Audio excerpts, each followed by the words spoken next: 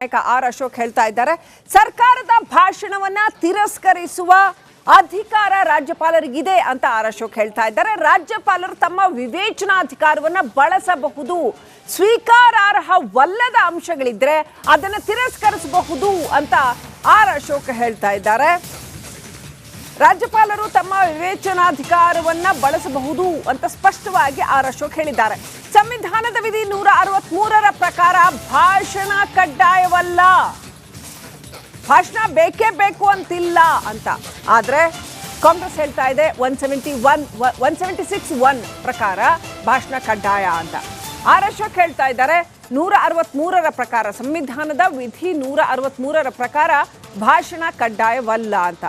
ಸರ್ಕಾರ ಹೇಳಿದ ಭಾಷಣವನ್ನೇ ಮಾಡಬೇಕು ಅನ್ನೋದು ಕಡ್ಡಾಯ ಅಲ್ಲ ಅಂತ ಆರ್ ಅಶೋಕ್ ಹೇಳ್ತಾ ಇದ್ದಾರೆ. ಬದಲಾಗಿ ಸರ್ಕಾರ ತನ್ನ ಹಠಮಾರಿತನವನ್ನ ಬದಲಿಸಲಿ ಅಂತ ಆರ್ ಅಶೋಕ್ ಅಭಿಪ್ರಾಯ ವ್ಯಕ್ತಪಡಿಸಿದ್ದಾರೆ.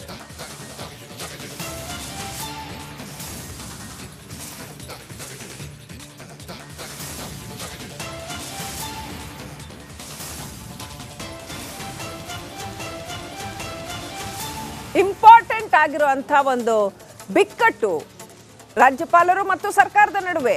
ಈ ಹಿಂದೆ ನೋಡಿದ್ರೆ ರಾಜ್ಯಪಾಲರು ಕೆಲವು ಸಾಲುಗಳನ್ನು ಕೈಬಿಟ್ಟಿದ್ದಕ್ಕೆ ದೊಡ್ಡ ಗಲಾಟೆ ಆಗಿತ್ತು ಅನ್ನೋದನ್ನ ಬಸವರಾಜ ಹೊರಟ್ಟಿ ಅವರು ನೆನಪು ಮಾಡ್ತಾ ಇದ್ದಾರೆ.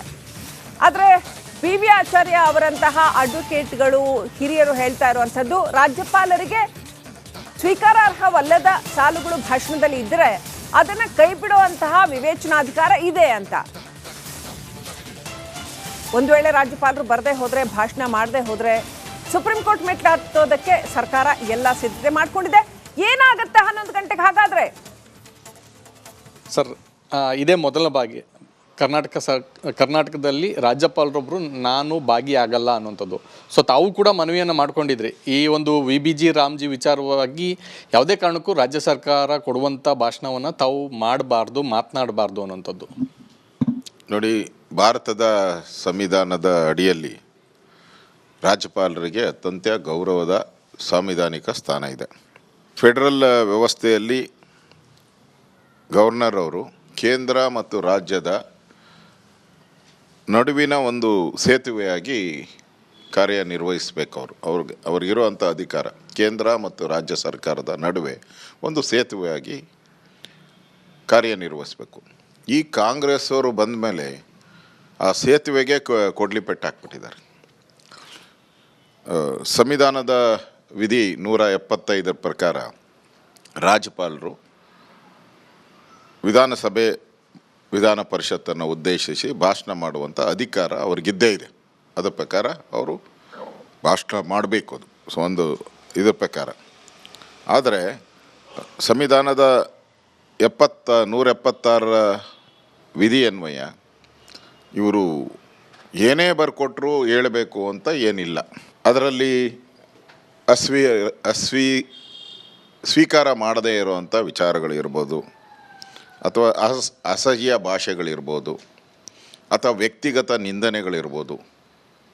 ಈ ಥರದನ್ನು ರಾಜ್ಯ ಸರ್ಕಾರ ದ್ವೇಷದಿಂದ ಬರ್ಕೊಟ್ಟಾಗ ಅದನ್ನು ಮಾಡಬೇಕು ಅಂತ ಎಲ್ಲೂ ಇಲ್ಲ. ಹಿಂದೆ ನಮ್ಮ ದೇಶಕ್ಕೆ ಸ್ವಾತಂತ್ರ್ಯ ಬಂದಾದ ಮೇಲೆ ಎಲ್ಲ ಮಹಾರಾಜರುಗಳಿದ್ದರಲ್ಲ, ಅವರೇ ಗವರ್ನರ್ ಆಗಿದ್ದರು. ನಾರ್ಮಲಿ ನಮ್ಮ ಇಲ್ಲಿಗೂ ಮೈಸೂರು ಮಹಾರಾಜರೇ ಬರ್ತಾಯಿದ್ರು. ಅವ್ರಿಗೆ ಮಹಾರಾಜರ ಒಂದು ಪದವಿಯನ್ನು ನೋಡಿದ ಮೇಲೆ ಇಲ್ಲಿ ಬಂದು ಅವ್ರಿಗೆ ಪೂರ್ತಿ ಗಂಟೆಗಟ್ಟಲೆ ಭಾಷಣ ಓದೋಕ್ಕಾಗಲ್ಲ. ಅವ್ರು ಮೊದಲ ಪ್ಯಾರ ಮತ್ತು ಕೊನೆ ಪ್ಯಾರ ಮಾತ್ರ ಓದೋರು ಅಷ್ಟೇ.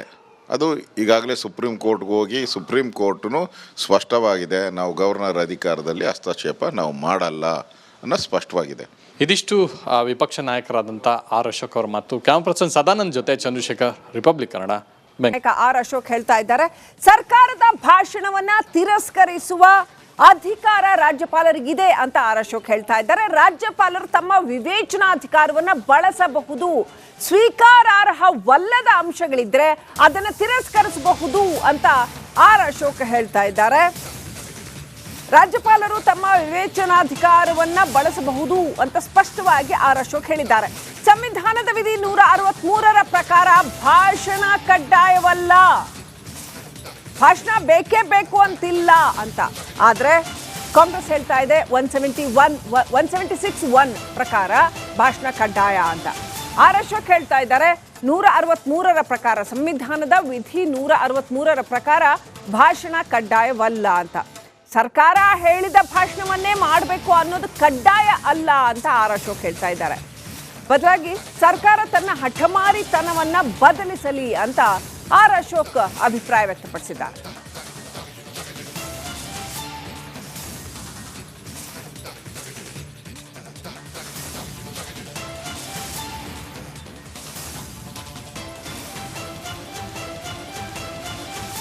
ಇಂಪಾರ್ಟೆಂಟ್ ಆಗಿರುವಂಥ ಒಂದು ಬಿಕ್ಕಟ್ಟು ರಾಜ್ಯಪಾಲರು ಮತ್ತು ಸರ್ಕಾರದ ನಡುವೆ.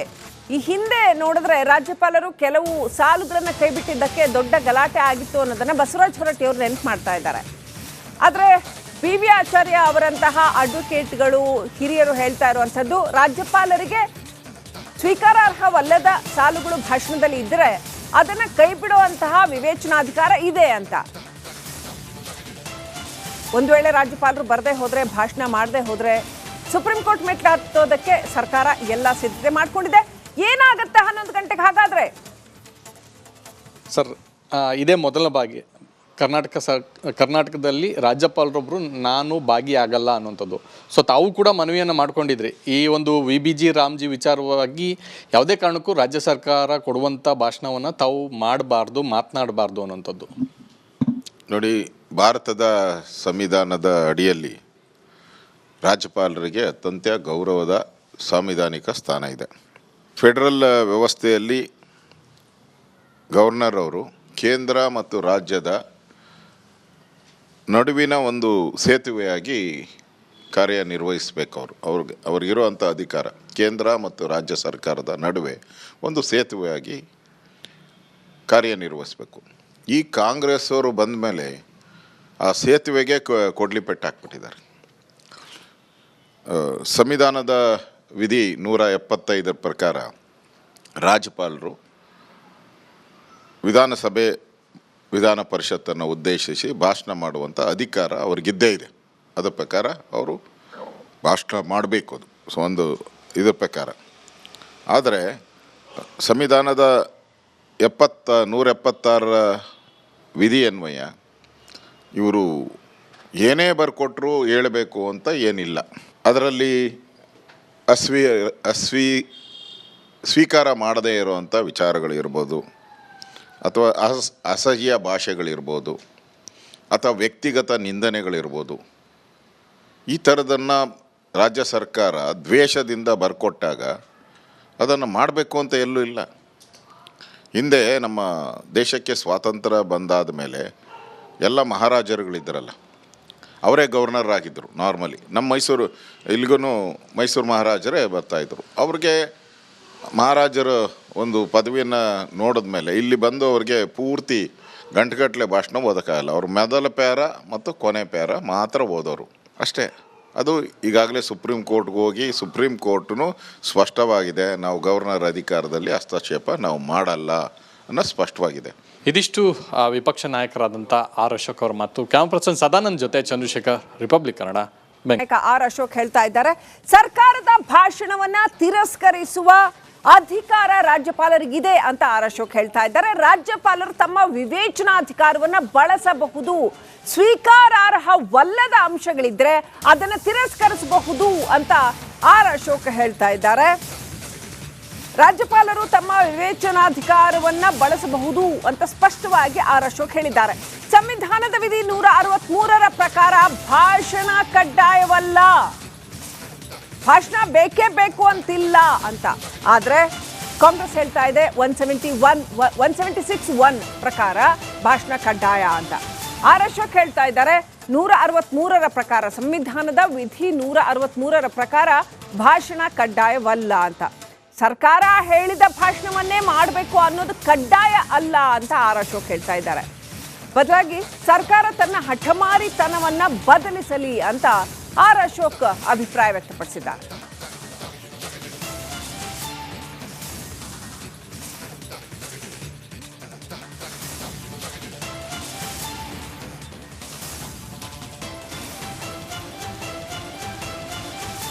ಇಂಪಾರ್ಟೆಂಟ್ ಆಗಿರುವಂಥ ಒಂದು ಬಿಕ್ಕಟ್ಟು ರಾಜ್ಯಪಾಲರು ಮತ್ತು ಸರ್ಕಾರದ ನಡುವೆ. ಈ ಹಿಂದೆ ನೋಡಿದ್ರೆ ರಾಜ್ಯಪಾಲರು ಕೆಲವು ಸಾಲುಗಳನ್ನು ಕೈಬಿಟ್ಟಿದ್ದಕ್ಕೆ ದೊಡ್ಡ ಗಲಾಟೆ ಆಗಿತ್ತು ಅನ್ನೋದನ್ನ ಬಸವರಾಜ ಹೊರಟ್ಟಿಯವರು ನೆನಪು ಮಾಡ್ತಾ ಇದ್ದಾರೆ. ಆದರೆ ಬಿ ವಿ ಆಚಾರ್ಯ ಅವರಂತಹ ಅಡ್ವೊಕೇಟ್ಗಳು ಹಿರಿಯರು ಹೇಳ್ತಾ ಇರುವಂಥದ್ದು ರಾಜ್ಯಪಾಲರಿಗೆ ಸ್ವೀಕಾರಾರ್ಹವಲ್ಲದ ಸಾಲುಗಳು ಭಾಷಣದಲ್ಲಿ ಇದ್ದರೆ ಅದನ್ನ ಕೈ ಬಿಡುವಂತಹ ವಿವೇಚನಾಧಿಕಾರ ಇದೆ ಅಂತ. ಒಂದು ವೇಳೆ ರಾಜ್ಯಪಾಲರು ಬರದೇ ಹೋದ್ರೆ, ಭಾಷಣ ಮಾಡದೆ ಹೋದ್ರೆ ಸುಪ್ರೀಂ ಕೋರ್ಟ್ ಮೆಟ್ಲು ಹತ್ತೋದಕ್ಕೆ ಸರ್ಕಾರ ಎಲ್ಲ ಸಿದ್ಧತೆ ಮಾಡ್ಕೊಂಡಿದೆ. ಏನಾಗತ್ತೆ 11 ಗಂಟೆಗೆ ಹಾಗಾದ್ರೆ? ಸರ್, ಇದೇ ಮೊದಲ ಬಾಗಿ ಕರ್ನಾಟಕದಲ್ಲಿ ರಾಜ್ಯಪಾಲರೊಬ್ಬರು ನಾನು ಭಾಗಿಯಾಗಲ್ಲ ಅನ್ನುವಂಥದ್ದು. ಸೊ ತಾವು ಕೂಡ ಮನವಿಯನ್ನು ಮಾಡ್ಕೊಂಡಿದ್ರಿ, ಈ ಒಂದು VBG ರಾಮ್ಜಿ ವಿಚಾರವಾಗಿ ಯಾವುದೇ ಕಾರಣಕ್ಕೂ ರಾಜ್ಯ ಸರ್ಕಾರ ಕೊಡುವಂಥ ಭಾಷಣವನ್ನು ತಾವು ಮಾಡಬಾರ್ದು, ಮಾತನಾಡಬಾರ್ದು ಅನ್ನುವಂಥದ್ದು. ನೋಡಿ, ಭಾರತದ ಸಂವಿಧಾನದ ಅಡಿಯಲ್ಲಿ ರಾಜ್ಯಪಾಲರಿಗೆ ಅತ್ಯಂತ ಗೌರವದ ಸಾಂವಿಧಾನಿಕ ಸ್ಥಾನ ಇದೆ. ಫೆಡರಲ್ ವ್ಯವಸ್ಥೆಯಲ್ಲಿ ಗವರ್ನರ್ ಅವರು ಕೇಂದ್ರ ಮತ್ತು ರಾಜ್ಯದ ನಡುವಿನ ಒಂದು ಸೇತುವೆಯಾಗಿ ಕಾರ್ಯನಿರ್ವಹಿಸಬೇಕು.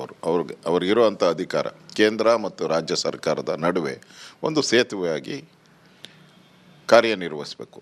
ಈ ಕಾಂಗ್ರೆಸ್ ಅವರು ಬಂದ ಮೇಲೆ ಆ ಸೇತುವೆಗೆ ಕೊಡ್ಲಿ ಪೆಟ್ಟು ಹಾಕ್ಬಿಟ್ಟಿದ್ದಾರೆ. ಸಂವಿಧಾನದ ವಿಧಿ 175 ಪ್ರಕಾರ ರಾಜ್ಯಪಾಲರು ವಿಧಾನ ಪರಿಷತ್ತನ್ನು ಉದ್ದೇಶಿಸಿ ಭಾಷಣ ಮಾಡುವಂಥ ಅಧಿಕಾರ ಅವ್ರಿಗಿದ್ದೇ ಇದೆ. ಅದರ ಪ್ರಕಾರ ಅವರು ಭಾಷಣ ಮಾಡಬೇಕು. ಅದು ಒಂದು ಇದರ ಪ್ರಕಾರ. ಆದರೆ ಸಂವಿಧಾನದ 176 ವಿಧಿ ಅನ್ವಯ ಇವರು ಏನೇ ಬರ್ಕೊಟ್ರು ಹೇಳಬೇಕು ಅಂತ ಏನಿಲ್ಲ. ಅದರಲ್ಲಿ ಸ್ವೀಕಾರ ಮಾಡದೇ ಇರುವಂಥ ವಿಚಾರಗಳಿರ್ಬೋದು, ಅಥವಾ ಅಸಹ್ಯ ಭಾಷೆಗಳಿರ್ಬೋದು, ಅಥವಾ ವ್ಯಕ್ತಿಗತ ನಿಂದನೆಗಳಿರ್ಬೋದು, ಈ ಥರದನ್ನು ರಾಜ್ಯ ಸರ್ಕಾರ ದ್ವೇಷದಿಂದ ಬರ್ಕೊಟ್ಟಾಗ ಅದನ್ನು ಮಾಡಬೇಕು ಅಂತ ಎಲ್ಲೂ ಇಲ್ಲ. ಹಿಂದೆ ನಮ್ಮ ದೇಶಕ್ಕೆ ಸ್ವಾತಂತ್ರ್ಯ ಬಂದಾದ ಮೇಲೆ ಎಲ್ಲ ಮಹಾರಾಜರುಗಳಿದ್ದರಲ್ಲ, ಅವರೇ ಗವರ್ನರ್ ಆಗಿದ್ದರು. ನಾರ್ಮಲಿ ನಮ್ಮ ಇಲ್ಲಿಗೂ ಮೈಸೂರು ಮಹಾರಾಜರೇ ಬರ್ತಾಯಿದ್ರು. ಅವ್ರಿಗೆ ಮಹಾರಾಜರ ಒಂದು ಪದವಿಯನ್ನು ನೋಡಿದ ಮೇಲೆ ಇಲ್ಲಿ ಬಂದು ಅವ್ರಿಗೆ ಪೂರ್ತಿ ಗಂಟೆಗಟ್ಟಲೆ ಭಾಷಣ ಓದೋಕ್ಕಾಗಲ್ಲ. ಅವ್ರು ಮೊದಲ ಪ್ಯಾರ ಮತ್ತು ಕೊನೆ ಪ್ಯಾರ ಮಾತ್ರ ಓದೋರು ಅಷ್ಟೇ. ಅದು ಈಗಾಗಲೇ ಸುಪ್ರೀಂ ಕೋರ್ಟ್ಗೆ ಹೋಗಿ ಸುಪ್ರೀಂ ಕೋರ್ಟ್ನು ಸ್ಪಷ್ಟವಾಗಿದೆ, ನಾವು ಗವರ್ನರ್ ಅಧಿಕಾರದಲ್ಲಿ ಹಸ್ತಕ್ಷೇಪ ನಾವು ಮಾಡಲ್ಲ ಅನ್ನೋ ಸ್ಪಷ್ಟವಾಗಿದೆ. ಇದಿಷ್ಟು ವಿಪಕ್ಷ ನಾಯಕರಾದಂಥ ಆರ್ ಅಶೋಕ್ ಅವರ ಮಾತು. ಕ್ಯಾಮರಾ ಪರ್ಸನ್ ಸದಾನಂದ್ ಜೊತೆ ಚಂದ್ರಶೇಖರ್, ರಿಪಬ್ಲಿಕ್ ಕನ್ನಡ.